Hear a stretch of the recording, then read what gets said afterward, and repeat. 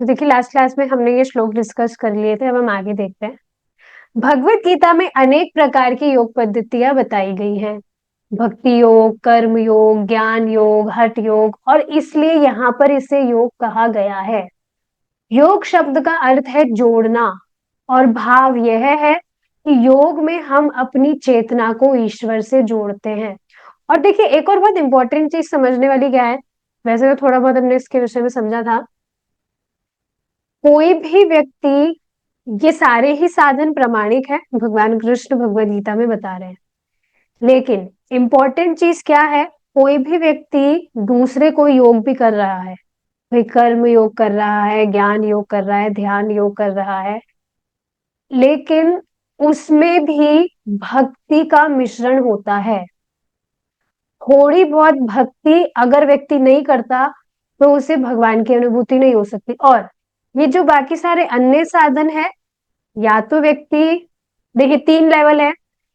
First level होता है, नीचे से स्टार्ट करें तो, जिसमें व्यक्ति भगवान के भगवान की जो ब्रह्म ज्योति है उसका दर्शन करता है, उसकी उसे अनुभूति होती है। ये जो निराकारवादी वगैरह ये इसमें लगते रहते हैं। ये हो गया फर्स्ट स्टेज। सेकेंड स्टेज होता है, वो होता है जिसमें व्यक्ति परमात्मा की अनुभूति करता है, ब्रह्म की अनुभूति करेगा ज्ञान योग के द्वारा, और परमात्मा की अनुभूति करेगा ध्यान योग के द्वारा। और इन योग में ये जो भी पद्धतियां हैं, इसमें थोड़ा थोड़ा भक्ति का मिश्रण होना भी जरूरी है। अगर थोड़ी बहुत भगवान की भक्ति नहीं करेगा तो फिर वो भगवान के मतलब भगवान को परमात्मा के रूप में या ब्रह्म के रूप में अनुभव अनुभव नहीं कर सकता।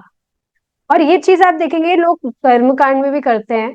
कर्म कांड में अगर लोग करते हैं तो उसमें भी आप देखेंगे भगवान की थोड़ी बहुत भक्ति उसमें भी होती है। भगवान विष्णु का कोई मंत्र बोलेंगे या कुछ भगवान के नाम बोलेंगे। नहीं तो यहाँ तक क्या देंगे, जो कर्मकांड कराते हैं इन लोगों को भी पता होती है ये बात कि अगर भगवान की भक्ति उसमें नहीं होगी तो उनका वो कर्मकांड विफल हो जाएगा, सफल नहीं होगा।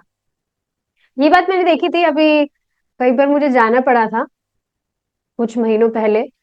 तो वहां पर वो जो सो कॉल्ड पंडित थे वो कुछ यज्ञ वगैरह करा रहे थे, तो उसमें बाद में वो भगवान कृष्ण का नाम भी ले रहे थे, भगवान विष्णु का नाम ले रहे थे।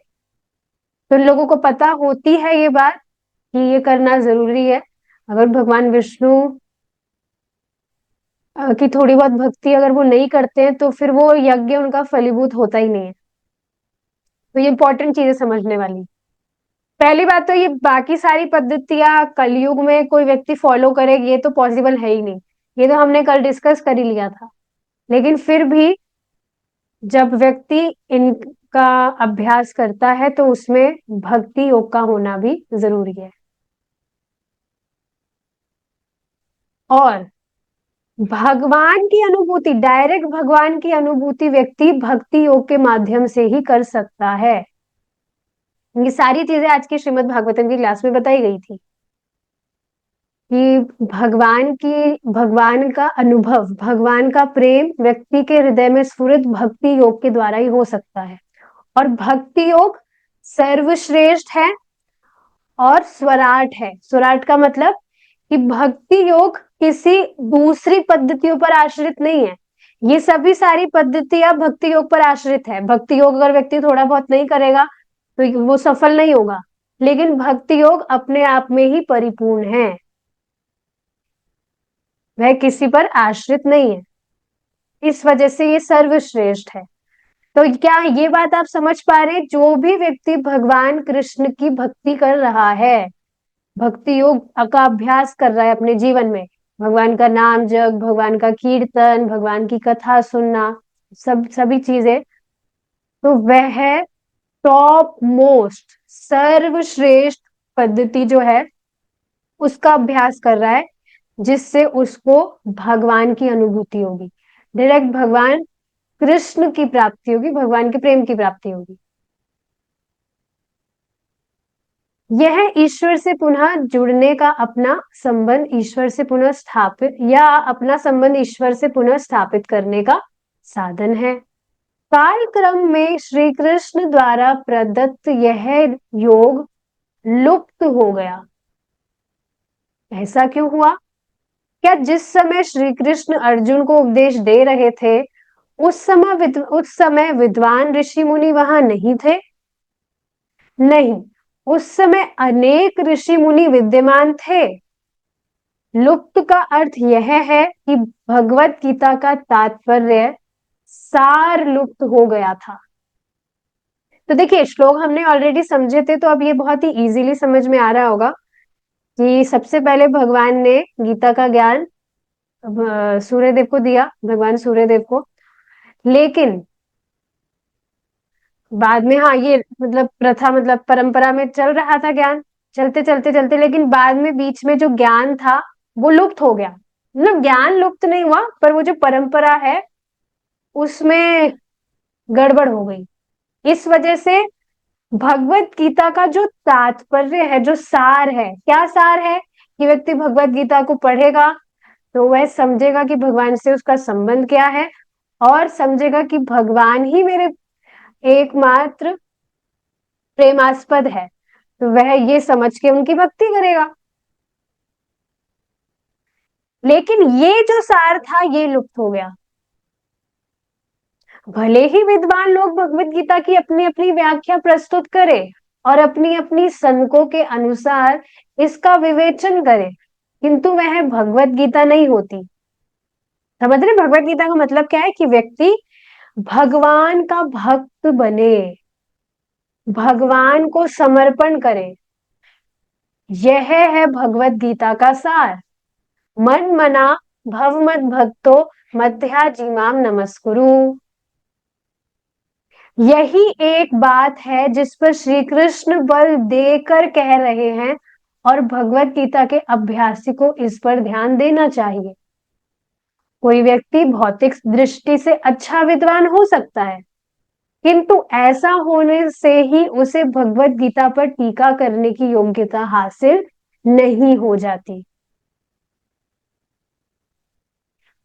वास्तविक विद्वान व्यक्ति वह होगा जो भगवान कृष्ण का भक्त है। तभी आप देखिए, पूर्व आचार्यगण भगवान कृष्ण के शुद्ध भक्त हैं, और वे अच्छे से इस बात को समझते कि भगवान कृष्ण कैसे प्रसन्न होंगे, कैसे संतुष्ट होंगे। इस वजह से हम उनकी टीकाएं पढ़ते भी हैं, प्रभु जी पढ़ाते हैं। भगवत गीता को समझने के लिए हमें गुरु शिष्य परंपरा के सिद्धांत को स्वीकार करना होगा। हमें भगवत गीता के भाव में प्रविष्ट होना होगा। मात्र पांडित्य की दृष्टि से इसे नहीं देखना चाहिए। तो भाव क्या है? बिल्कुल स्पष्ट है कि व्यक्ति भगवान कृष्ण का भक्त बने। श्री कृष्ण ने इस ज्ञान प्राप्त करने के लिए सारे लोगों में से अर्जुन को ही सुपात्र क्यों समझा? ये बात हमने कल डिस्कस की थी कि सिर्फ अर्जुन को ही क्यों, और किसी को क्यों नहीं? अर्जुन ना तो कोई महान विद्वान थे, ना योगी, और ना ही ध्यानी, अथवा ना ही पवित्र आत्मा थे। लेकिन ये बात समझनी चाहिए कि अर्जुन भगवान के शुद्ध भक्त है, पर इस तरह से यहाँ पर ही is kind of playing a role. Arjun की जो स्थिति है वो वास्तव में हम सबकी स्थिति है।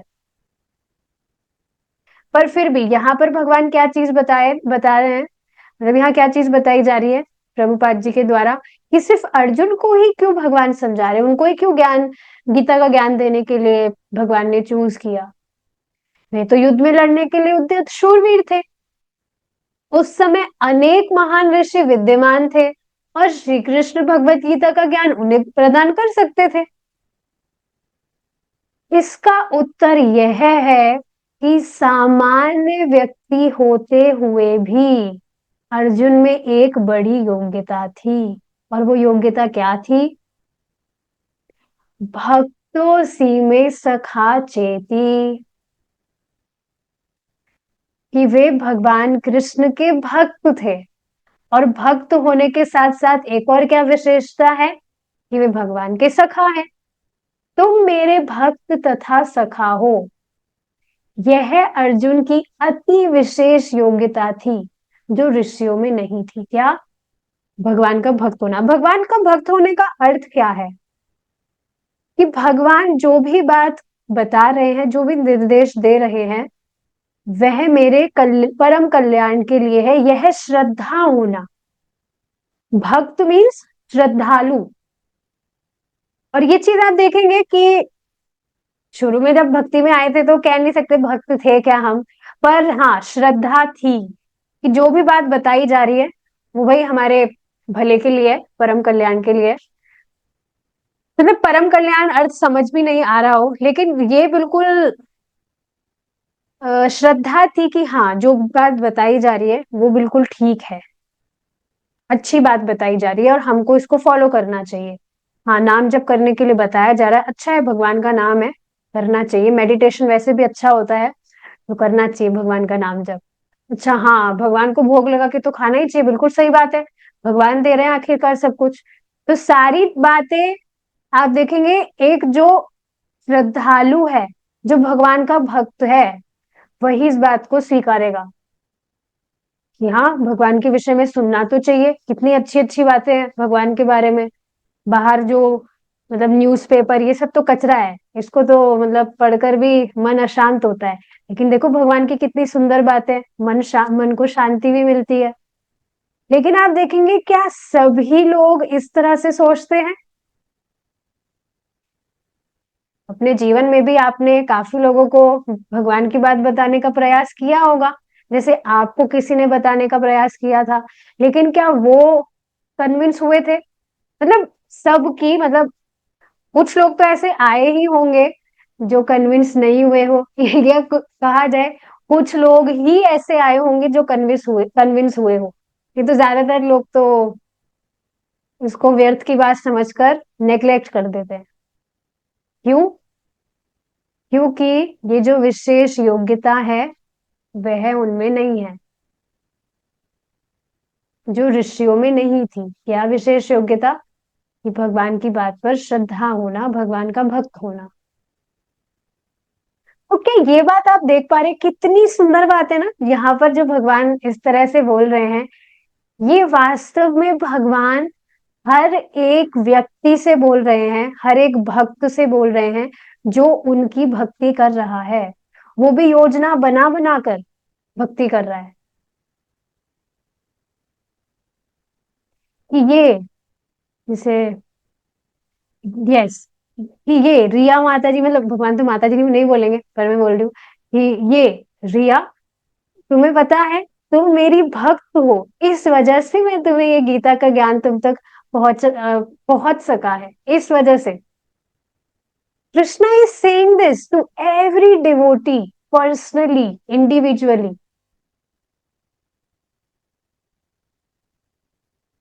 बहुत ही अमेजिंग बात है ये कि कैसे मतलब गीता तो नहीं तो, ऐसा तो है नहीं कि लॉकर में बंद करके रखी हुई है। हर कोई तो गीता लेकर पढ़ सकता है, हर कोई तो भगवान के भक्तों का संग ले सकता है, पर क्योंकि उनकी रुचि नहीं होती, श्रद्धा नहीं होती, इस वजह से वैसा करते नहीं है। अर्जुन को ज्ञात था कि कृष्ण पूर्ण पुरुषोत्तम भगवान है, अतः उन्हें अपना गुरु मानकर अर्जुन ने अपने आप को उनके शरणागत कर दिया। और ये बात कैसे पता लगी? सुनने से। तो ऐसे ही देखिए, शुरू में जब भक्त सुनता है उसे पता लगता है अरे भगवान तो कृष्ण है, तो बस फिर वो क्या, उसको क्या समझ में आता है कि भाई भगवान कृष्ण है, तो मैं कृष्ण की उपासना कर रहा हूं, तो फिर मुझे और कहीं उपासना करने की क्या जरूरत है? ये तो पहले भगवान कृष्ण के अलावा और भी काफी उपासनाएं हम करते होंगे, देवी देवताओं की, etcetera etcetera.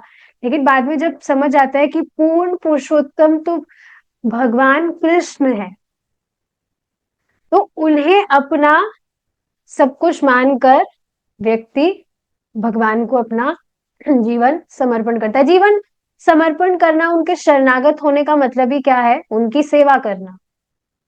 Just that easy, जो भगवान बता रहे हैं, मन मना भवमत भक्तो मध्याजीमाम नमस्कुरु, उसको करना, भगवान को प्रणाम करना, भगवान को भोग लगाना, उनके विषय में सुनना और उनके नामों का जप करना, यही तो है शरणागत का लक्षण, शरणागति का लक्षण। भगवान श्री कृष्ण का भक्त बने बिना संभवतः कोई व्यक्ति भगवत गीता को नहीं समझ सकता। इस वजह से प्रभुपाद जी कहते हैं कि किसी भी व्यक्ति ने अगर भगवान कृष्ण को थ्योरेटिकली भी सुप्रीम पर्सनालिटी एक्सेप्ट किया है तो उसका 40% जीवन परफेक्ट है। अब सिर्फ 60% मेहनत करने की जरूरत है। 40% ऐसे ही परफेक्ट हो गया उसका जीवन। 40% सिर्फ भगवान को सुप्रीम पर्सनालिटी एक्सेप्ट करने मात्र से। और जब एक्सेप्ट करेगा तो अब कब करेगा क्या, वो भगवान की सेवा करेगा। नहीं तो कुछ लोग ऐसे भी मिलेंगे आपको जो बोलेंगे हाँ हम भगवान को मानते हैं कि भगवान कृष्ण है, हम मानते हैं बाकी सब देवी देवता है, लेकिन फिर भी वो भगवान की सेवा नहीं करेंगे, उनकी अभी भी मति देवी देवताओं की उपासना में फंसी रहेगी। तो फिर वो भगवान को भगवान माना कहाँ। भाई पता लगे किसी के यहाँ पर वो जॉब कर रहा है और वो समझ रहा था कि सबसे बड़े व्यक्ति ये है। जैसे आप देखेंगे जब अजामिल के टाइम पर यमदूत आए थे तो वो मानते थे कि एक जो सुप्रीम पर्सनालिटी है, एकमात्र जो भगवान है वो यमराज जी है। उनको पता ही नहीं थी ये बात that supreme personality is Krishna, भगवान नारायण, भगवान विष्णु, जो भी कहिए। उनको पता ही नहीं थी, वो तो बस यही बात मान रहे थे कि एकमात्र जो भगवान है वो तो यमराज जी है। तो इस वजह से उनको ये बात समझ ही नहीं आई थी जब भगवान भगवान के दूत वहां पर आए थे, पार्षद आए थे, विष्णु दूत, अजामिल को बचाने के लिए। तो वो समझ ही नहीं पा रहे थे, वो तो ये बात समझ रहे थे कि भाई एकमात्र हमारे ही बॉस है, सुप्रीम बॉस। तो ये जो व्यक्ति दिखने में तो बहुत सुंदर है, एकदम देवता जैसे लगते हैं, पर ये है कहाँ के। बाद में उनको समझ आई कि अरे उनसे भी बड़े हैं कोई, वो है भगवान कृष्ण। तो जब ये बात व्यक्ति समझेगा तो क्या होगा, मतलब ये बात अगर वो समझेगा किसी व्यक्ति की, वो यहाँ पर वो जॉब कर रहा है ये मानते हुए कि ये सबसे बड़े हैं, लेकिन उसको पता लगेगा कि अरे नहीं सबसे बड़े व्यक्ति तो कोई और है, तो वो उनकी शरण लेगा ना। Just that easy. तो भगवान को परमेश्वर स्वीकार करने का मतलब ही ये है उनके शरणागति होना। और कोई व्यक्ति भगवान का भक्त हुए बिना, मतलब भगवान को परमेश्वर स्वीकार किए बिना भगवत गीता को वो समझ ही नहीं सकता है। यदि कोई भगवत गीता को समझना चाहे तो उसे अन्य साधनों से कोई सहायता नहीं मिल सकती। This is very amazing point कि भाई दूसरे कुछ साधन कर ले उससे वो भगवत गीता समझ जाए, हो ही नहीं सकता है। पर कठिनाई क्या है, आप सोचना कितना इजी है भगवान को भाई बताई जा रही है बात। भगवान कृष्ण इसी तरह से बता रहे हैं कि सभी वस्तुओं के स्रोत वे हैं, सब कुछ उन्हीं से आ रहा है, वही एकमात्र महेश्वर हैं। जब भगवान इस तरह से बता रहे और कोई व्यक्ति तो इस तरह से नहीं बता रहा है, तो फिर दिक्कत क्या है भगवान को भगवान स्वीकार करने में। जैसे आज श्रीला श्री देवानंद पंडित जी का तिरुभाव दिवस है आज। तो उन्होंने भी यही सेम गलती की थी, भगवान चैतन्य महाप्रभु की लीला में थे ये। तो उन्होंने चैतन्य महाप्रभु को एक सामान्य मनुष्य समझने की भूल कर दी थी, जिसकी वजह से महाप्रभु बहुत ज्यादा क्रोधित उन पर हुए थे।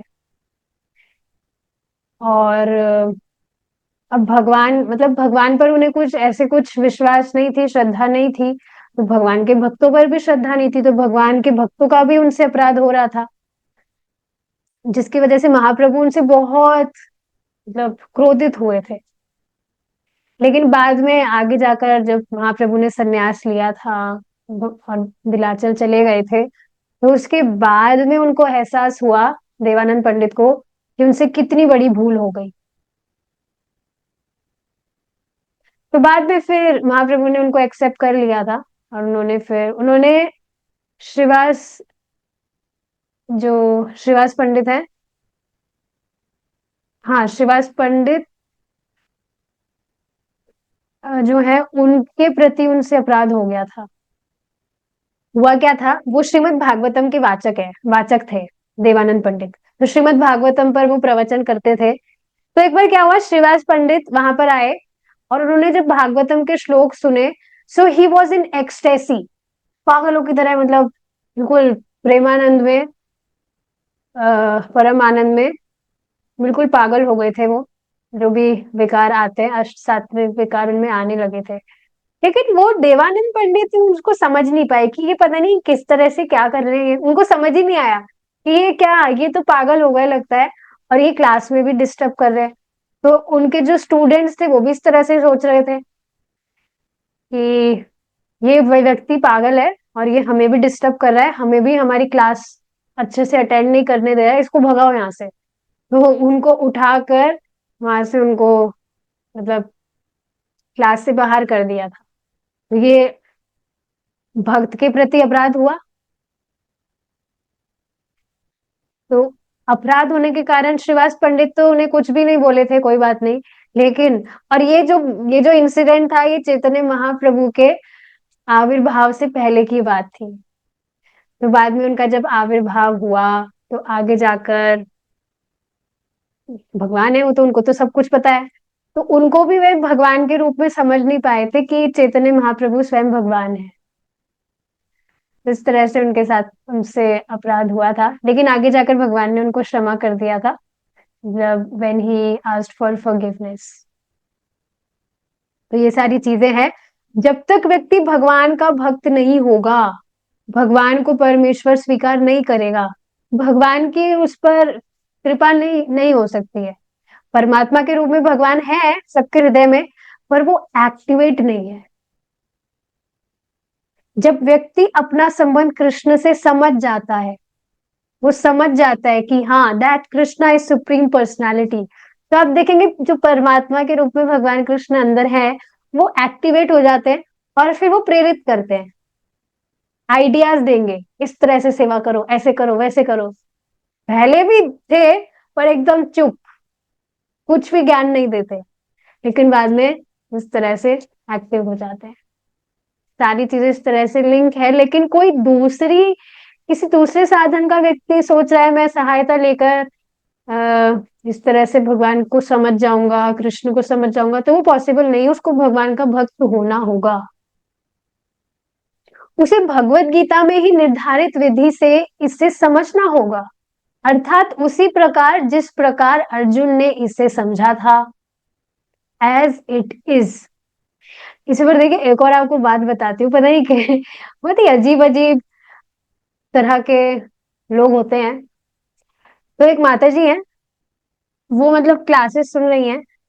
तो अब उनके दिमाग में आया कि श्रीला प्रभुपाद जी हैं कौन, उनके बारे में मतलब मैं जानूं और डिटेल में।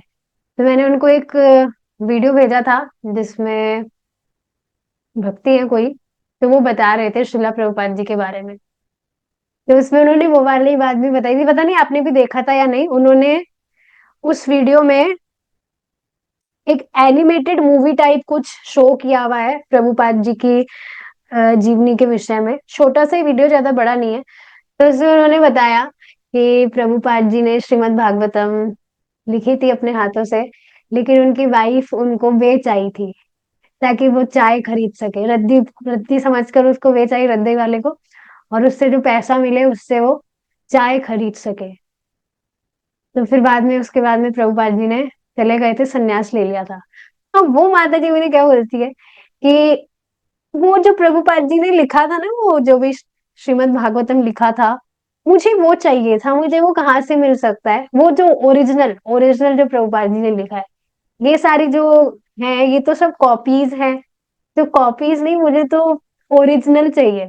अब बताइए ये कितनी मूर्खतापूर्ण बात है। और मुझे समझ नहीं आ रहा था मैं इन पर हंसूं या मैं इन पर गुस्सा करूं। बिल्कुल अजीब सी बात नहीं है ये। तो मैंने उनको यही बात समझाई कि भाई, क्या आप ये जो कॉपी कॉपी कह रही हैं, ये क्या अलग है? जो प्रभुपाद जी ने जो कंटेंट उसमें लिखा था, क्या इससे वो अलग है? पहले तो मतलब कुछ बोल नहीं रही थी। तो मैंने उनसे पूछा कि आप ये ओरिजिनल ओरिजिनल कह रहे हैं, इसका मतलब क्या है? तो कह रही थी वो प्रभुपाद जी ने जो लिखा है ना उनकी हैंडराइटिंग में, वो वो मुझे चाहिए था। तो मैंने कहा उससे क्या हो जाएगा? अगर आपको उनकी हैंडराइटिंग में मिल भी गया तो उससे हो क्या जाएगा?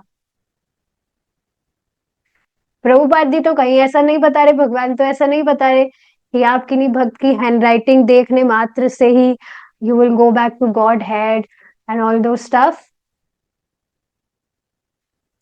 मेन चीज क्या है, जो नॉलेज है, जो कंटेंट है, वो तो एक ही है ना। उसको फॉलो करे व्यक्ति जीवन में, ये मेन चीज है। अब पक्का वो ये लेक्चर भी वो सुनेंगी माता जी, तो अच्छा है सुन ले, और अच्छे से उनके दिमाग में बैठ जाएगा कि हैंडराइटिंग, उनकी हैंडराइटिंग में हमें जो भी उन्होंने लिखा, और ये जो भी हम ये बुक्स पढ़ रहे हैं, भगवत गीता हम पढ़ते हैं, श्रीमद् भागवतम हम पढ़ रहे हैं, या प्रभुपाद जी के रिकॉर्डेड जो भी लेक्चर्स हैं वो भी बुक्स में हैं, तो वो सब एक ही है, उसमें कुछ भी भेद नहीं है। When we are reading these books, so we are getting association of Srila Prabhupada ji. जानते हैं ये चीज आप? जब हम प्रभुपाद जी की पुस्तकें पढ़ते हैं तो हमें उनका संग प्राप्त हो रहा है, क्योंकि हम उनकी वाणी को पढ़ रहे हैं, कि वो वाणी जो उनके मतलब जिस चेतना से वे प्रभावित है, शुद्ध चेतना, भगवान के शुद्ध भक्त हैं, उस वाणी को हम पढ़ रहे हैं। तो जिस विश्वास, जिस श्रद्धा से प्रभुपाद जी इन ग्रंथों को हमारे लिए छोड़कर गए हैं, भगवान की जो भी बात बता रहे हैं, जब हम इनको पढ़ रहे हैं तो वो चेतना हमारे हृदय में भी प्रवेश कर रही है। So we are getting his association with these books, with all the recorded lectures. तो हैंड राइटिंग पर फोकस नहीं करना है, नॉलेज पर फोकस करना है, कि ज्ञान की क्या बात है, उसको हमें ग्रहण करना है। सेम बात यहाँ बताई जा रही है, भगवत गीता में निर्धारित विधि से इसे समझे, अर्थात उसी प्रकार जिस प्रकार अर्जुन ने इसे समझा था।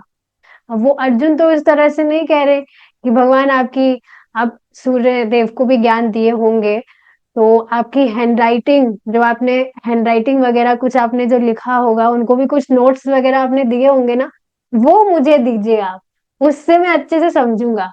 अर्जुन तो इस तरह से नहीं कह रहे। लोग कुछ भी बोलते हैं भक्त, बट ये बात समझना चाहिए कि जो नॉलेज हमें दिया जा रहा है, it is as it is coming from Krishna, परंपरा में कोई भेद नहीं है। यदि हम भगवत गीता को किसी भिन्न प्रकार से समझना चाहते हैं, या इसकी अपनी व्यक्तिगत व्याख्या करना चाहते हैं, तो वह हमारे पांडित्य का प्रदर्शन हो सकता है, किंतु वह भगवत गीता नहीं है। पांडित्य समझ रहे हैं, दिखा रहे हैं कि भाई हम तो इतने बड़े पंडित हैं, इतने बड़े विद्वान हैं, हमें तो सारे श्लोक याद है। एक बार एक व्यक्ति प्रभुपाद जी से बोले, स्वामी जी, मुझे भगवत गीता के सारे श्लोक याद है, आगे से लेकर पीछे तक, एंड तक, और एंड से लेकर स्टार्टिंग तक, कैसे आप बुलवा लीजिए। तो प्रभुपाद जी उन्हें बोले, आर यू लिविंग, मतलब कितना उसमें उसमें जो भी श्लोक है उसको कितना जी रहे हो? Can you live, are you living even half a verse of Bhagavad Gita? Bhagavad Gita का क्या आधा श्लोक भी अपने जीवन में जी रहे हो? तो ये बहुत इंपॉर्टेंट चीज है कि जो विधि बताई जा रही है उसको व्यक्ति अपने जीवन में जिए, तभी जीवन परिवर्तित होगा। तो ये बुक्स भी हम जो पढ़ते हैं, we are not covering any course. बार बार मैं इस चीज को बताती हूँ कि बस हमें जल्दी से खत्म करने के लिए इनको नहीं पढ़ देना है। जैसे अभी 2 दिन पहले इस पे नोटिफिकेशन आया था फोन पर कि आज आपके यूट्यूब चैनल का बर्थडे है। 1 साल कंप्लीट हो गया। मैं देख रही थी, हाँ 1 साल कंप्लीट हो गया। और एक भक्त से भी मेरी बात हो रही थी, तो पूछ रहे थे कि कितने टाइम से आप बुक्स डिस्कस कर रहे हैं। मैं बता रही थी 1.5 साल तो हो गया है। 1.5-2 साल तो हो गया है। कितनी बुक्स कवर हुई?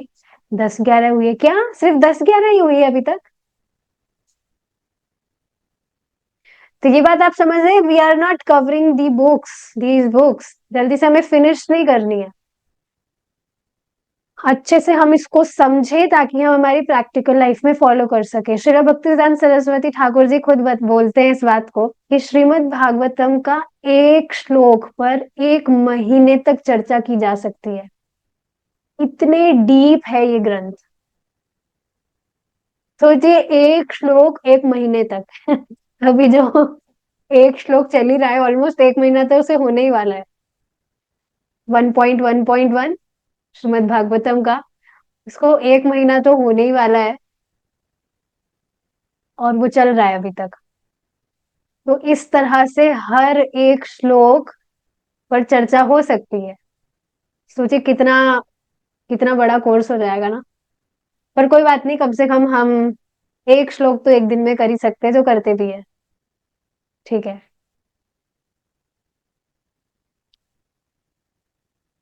अपने पांडित्य से हम भगवत गीता का कोई सिद्धांत भले ही बना ले, जैसा कि महात्मा गांधी ने अपने अहिंसा के सिद्धांत की पुष्टि के लिए भगवत गीता की अपनी व्याख्या की थी। और श्रीला प्रभुपाद जी स्वयं कहते हैं दैट ही वॉज ऑलमोस्ट अ वैष्णवा। मतलब भगवत गीता वो पढ़ते थे, लेकिन वो समझ नहीं पाए भगवत गीता का सार है कि व्यक्ति भगवान का भक्त हो। वो अपना जो आंदोलन चला रहे थे उसमें उस एज अ प्रिंसिपल्स उसको फॉलो करते थे, भगवत गीता को। तो व्यक्ति अपने सिद्धांतों के अनुसार भगवत गीता को मतलब फॉलो करने का ट्राई करे, तो वो ठीक चीज नहीं है। जैसा भगवान बता रहे हैं, जैसे भगवान एक्सपेक्ट कर रहे हैं, उस हिसाब से करना चाहिए। तो अपने पांडित्य से भगवत गीता का कोई सिद्धांत भले ही बना ले, जैसे कि इन्होंने की थी। भगवत गीता से अहिंसा को किस प्रकार सिद्ध किया जा सकता है? भगवत गीता की कथा वस्तु ही यह है कि अर्जुन युद्ध के प्रति अनिच्छा प्रकट करता है, और कृष्ण उसे अपने प्रतिद्वंदियों का संहार करने के लिए प्रेरित कर रहे हैं। तो ये तो हिंसा हो गई ना, एक्सटर्नली अगर देखा जाए। तो कैसे अहिंसा को सिद्ध किया जा सकता है भगवत गीता के अनुसार? भगवान तो यहाँ पर युद्ध करने के लिए प्रेरित कर रहे हैं उन्हें। वस्तुतः कृष्ण अर्जुन को बताते हैं कि युद्ध का निर्णय परमेश्वर ने पहले ही कर दिया हुआ था, कि युद्ध भूमि में जितने योद्धा एकत्र हुए थे, उनका विनाश पूर्व निर्धारित था। तो देखिए, ये बात आप समझ रहे हैं कि भगवान ने जो डिसाइड किया है वह होगा ही। और भक्त बनने का मतलब इररेस्पॉन्सिबल बनना बिल्कुल भी नहीं है। ये बात आप समझ रहे हैं? अक्सर लोग सोचते हैं कि व्यक्ति भक्ति में आ रहा है तो भक्ति का मतलब है कि वो कुछ काम ना करे, निठल्ला होकर बैठ जाए और हरे कृष्णा करे। पर ये सारी चीजें नहीं है। भगवान जो बता रहे हैं, व्यक्ति उसको अगर फॉलो करेगा तब ही वह परम श्रेय की प्राप्ति करेगा। नहीं तो क्या हो रहा है, आप देख रहे हैं, भगवत गीता लोग फॉलो नहीं कर रहे अपने मनमाने ढंग से। जो भी आहार निद्रा भय मैथुन लगा है, उसमें लोग फंसे हैं। और इस वजह से क्या दशा है, उस पर वर्णन करने की कोई जरूरत है नहीं। तो जो भगवान के द्वारा पूर्व निर्धारित किया गया है वह होगा। तो यहाँ पर भगवान अर्जुन को इस तरह से बता रहे हैं कि पहले से ही ये निर्धारित था कि जो भी युद्ध करेंगे उनका विनाश होगा। तो अब अर्जुन, अगर तुम नहीं भी करते युद्ध तब भी विनाश तो होगा ही। क्यों? क्योंकि भगवान ने ऑलरेडी ही ये निर्णय ले लिया है, ले लिया था। यहाँ पर देखिए आप, चैतन्य महाप्रभु ने ऑलरेडी ही ये निर्णय कर लिया है कि पूरे जगत में उनका प्रचार होगा। तो अगर अब हम उसमें पार्टिसिपेट ना भी करें तब भी प्रचार होगा, तो फिर क्यों ना हम भगवान की सहमति में सहमत हो ले और भगवान के इस प्रचार कार्य में हम सहायता करें। और भगवान तो खुद, चैतन्य महाप्रभु खुद ये चाहते हैं कि ही वॉन्ट्स मोर प्रीचर, जो भगवान के विषय में लोगों को बताएं। यह तो कृष्ण की योजना थी कि सारे योद्धाओं की मृत्यु पूर्व निर्धारित हो चुकी थी और कृष्ण ने अर्जुन को अवसर प्रदान किया कि वह उन सबको जीतने का श्रेय प्राप्त करे। ये बात आप समझ रहे हैं? ऑलरेडी भगवान के द्वारा जो डिसाइडेड है वो होगा ही। अब जब भक्त उसमें अपना हाथ बटाएं, सो भगवान भगवान बस उनको, अपने भक्तों को श्रेय देना चाहते हैं। ये बात आपने पहले भी कभी प्रभु जी की क्लास में सुनी होगी। तो भगवान अर्जुन को इस तरह से अवसर प्रदान कर रहे हैं ताकि जीतने का श्रेय उन्हें प्राप्त हो। यदि भगवत गीता में युद्ध को अनिवार्य घोषित कर दिया गया हो तो उससे अहिंसा को किस प्रकार सिद्ध किया जा सकता है? तो अब देखिए, यहाँ पर कॉन्ट्राडिक्शंस हो गए ना। व्यक्ति खुद का सिद्धांत लगा रहा है, जैसे यहाँ पर महात्मा गांधी की बात हो रही थी, उन्होंने खुद का सिद्धांत लगाकर अपने हिसाब से भगवत गीता को अपनी अहिंसा आंदोलन में वो लगाना चाह रहे थे। पर जहां पर युद्ध होने की बात हो रही है, मतलब अनिवार्य चीज है कि भाई युद्ध करना ही होगा, कोई ऑप्शन नहीं है, पलायन नहीं कर सकते हो क्योंकि तुम क्षत्रिय हो। तो वहां पर अहिंसा को किस प्रकार सिद्ध किया जा सकता है? इस तरह की व्याख्याएं करना भगवत गीता को विकृत करने का प्रयास है। जो ही गीता की व्याख्या किसी व्यक्ति के निजी मनोभाव के अनुसार की जाती है उसका उद्देश्य लुप्त हो जाता है। तभी तो ये बात बार बार कही जाती है that you have to repeat, अपना कुछ एक्स्ट्रा पॉइंट उसमें नहीं लगाना है, अपने मनोभाव उसमें नहीं जोड़ने हैं कि अपनी इच्छा से अपने अपने सिद्धांत, अपनी कुछ नई बात जोड़े। एज इट इज रिपीट करना है। नहीं तो क्या होगा, भगवत गीता का जो उद्देश्य है वह लुप्त हो जाता है। कहा गया है कि हम अपने तर्क के बल पर वैदिक साहित्य का निश्चित निष्कर्ष प्राप्त नहीं कर सकते। ऐसी अनेक बातें हैं जो हमारी तर्क शक्ति के परिधि में नहीं आती। जहां तक शास्त्रों का प्रश्न है, विभिन्न शास्त्र भिन्न भिन्न भिन्न हैं और वे सदैव एक दूसरे का खंडन करते रहते हैं। जैसे ये बात पता होनी चाहिए कि तीन तरह के गुणों से प्रभावित जो लोग हैं, सतोगुण, रजोगुण, तमोगुण, उनके तीन तरह के शास्त्र होते हैं। मतलब 18 पुराण है, उसमें से 6, मतलब तीनों का इस तरह से सेट डिस्ट्रीब्यूटेड है। 6 सतोगुण, 6 रजोगुण और 6 तमोगुणी लोगों और लोगों के लिए। और इस तरह से आप देखेंगे क्योंकि लोगों के गुण अलग अलग गुणों से वे प्रभावित हैं, तो सब में उनकी चेतना के अनुसार अलग अलग बातें बताई जाएगी। तो वो एक दूसरे का खंडन करते रहते हैं। यदि विभिन्न शास्त्रों के पठन पाठन, तर्क या दार्शनिक सिद्धांतों के द्वारा सत्य को नहीं नहीं समझा जा सकता तो फिर इसे किस प्रकार प्राप्त किया जा सकता है? वास्तविकता तो यह है कि परम सत्य का ज्ञान अत्यंत गोपनीय है, किंतु प्रामाणिक विद्वानों का अनुसरण करके इसे प्राप्त किया जा सकता है। तो ये बात आप समझ रहे हैं कि जो भी पूर्वाचार्य गण हैं, उनसे सुनकर जिस चेतना से वे प्रभावित है, कौन सी चेतना? वे भगवान के शुद्ध भक्त हैं और उनके हृदय में भगवान कृष्ण का प्रेम है। Already they are realized souls. तो जब हम उनका अनुसरण करते हैं, अनुसरण मतलब we follow their footsteps. अनुसरण और अनुकरण में डिफरेंस होता है। अनुकरण मतलब होता है कॉपी करना, जो हम कर नहीं सकते, इमिटेशन, नकल करना। और अनुसरण मतलब उनके पद चिन्हों को फॉलो करना। जो भी सिद्धांत वे बता रहे हैं उसको हम फॉलो करें, तब भगवान को प्राप्त किया जा सकता है, भगवान को समझा जा सकता है। क्या ये बात आप देख रहे हैं कि शुरू से ही जैसी बात हम सुनते आए हैं, प्रभुपाद जी जैसा जैसे बता रहे हैं, उसको एज इट इज फॉलो करने के कारण ही जिस भी स्तर तक हम पहुंच पाए हैं, उसका एकमात्र जो कारण है वो यही है। अगर हम हमारे मन माने ढंग से भक्ति कर रहे होते कि भाई 16 माला बोला गया, हम क्यों करें 16 माला, हम तो 6 माला करेंगे, हमारी मर्जी है, भगवान को हर बार ही अर्पित करने की क्या जरूरत है,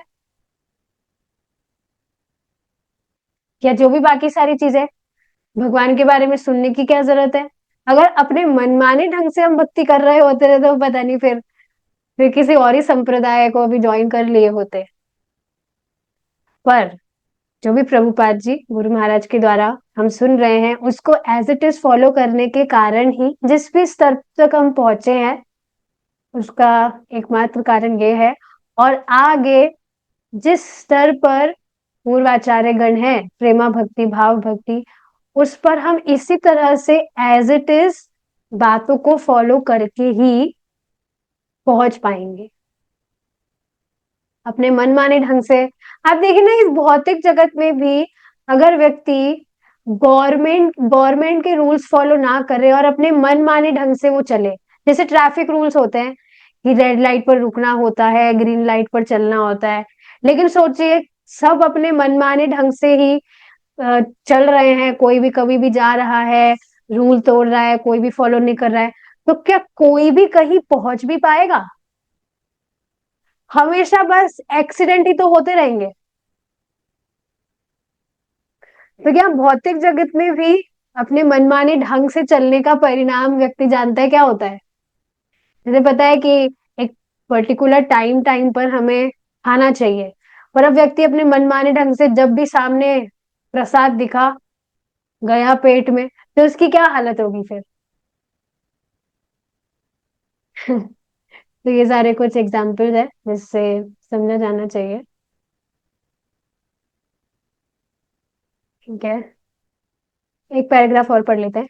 भारतवर्ष में रामानुजाचार्य, माधवाचार्य, निम्बार्क, विष्णु स्वामी तथा अन्य महान ऋषियों की गुरु शिष्य परंपराएं चली आ रही है। वैदिक साहित्य को श्रेष्ठ आध्यात्मिक गुरुओं से समझा जा सकता है। अर्जुन ने भगवत गीता श्री कृष्ण से समझी थी, और यदि हम भगवत गीता को समझना चाहते हैं तो हमें अन्य किसी स्रोत से ना समझकर इसे अर्जुन से समझना चाहिए। यदि हमें भगवत गीता का कुछ ज्ञान है तो हमें यह देखना है कि वह अर्जुन के ज्ञान के साथ कितना मेल खाता है। यदि हम भगवत गीता को साहित्य का निष्कर्ष प्राप्त नहीं कर सकते, ऐसी अनेक बातें हैं जो हमारी तर्क शक्ति के परिधि में नहीं आती।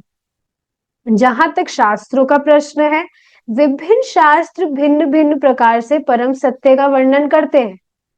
यदि हम उन सभी का विश्लेषण करें तो भ्रांति उत्पन्न हो जाएगी। और देखिए, इसी वजह से ये बात बताई जाती है कि आप भगवत गीता और श्रीमद् भागवतम को अच्छे से पीजिए, उसमें ही डूबे रहिए, because it is all enough, these granthas are all enough. आपको कहीं और जाने की जरूरत ही नहीं है।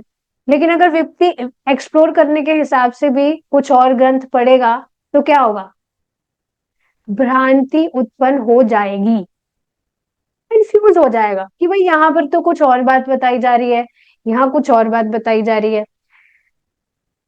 मतलब देखिए, बात तो एक ही बताई जा रही है, पर तरीके अलग अलग हैं। जो भी व्यक्ति अलग अलग गुणों से, जिस तरह से वह प्रभावित है, उस तरह से उसका वर्णन किया जा रहा है। लेकिन हम क्या है, हम है कलयुगी जीव, वैसे ही कम बुद्धि है। लेकिन अगर हम इस तरह से एक्सप्लोर करने के हिसाब से भी दूसरे ग्रंथ पढ़ते हैं, तो डेफिनेटली विल गेट कंफ्यूज्ड, क्योंकि इतनी बुद्धि है ही नहीं कि भाई हम ये भी समझ लें और वो जिस तरह से बता रहे हैं उसको भी हम समझ लें।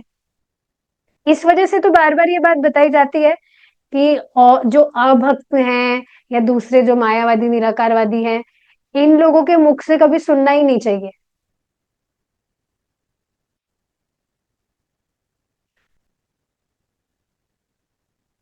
क्योंकि ये भगवत गीता भागवतम में जैसे एज इट इज जैसी नॉलेज व्यक्ति को समझना चाहिए, जैसे ग्रहण करना चाहिए, उससे बिल्कुल विपरीत ही बताएंगे। और अगर व्यक्ति उसको सुनेगा तो फिर वो कंफ्यूज हो जाएगा। ऐसे अनेकों दार्शनिक हैं जिनके मत भिन्न भिन्न हैं और वे सदैव एक दूसरे का खंडन करते रहते हैं। यदि विभिन्न शास्त्रों के पठन पाठन, तर्क या दार्शनिक सिद्धांतों के द्वारा सत्य को नहीं समझा जा सकता, तो फिर इसे किस प्रकार समझा जा सकता है। अरे ये सारी चीजें रिपीट कैसे हो रही है, तो अभी हमने पढ़ा था ना।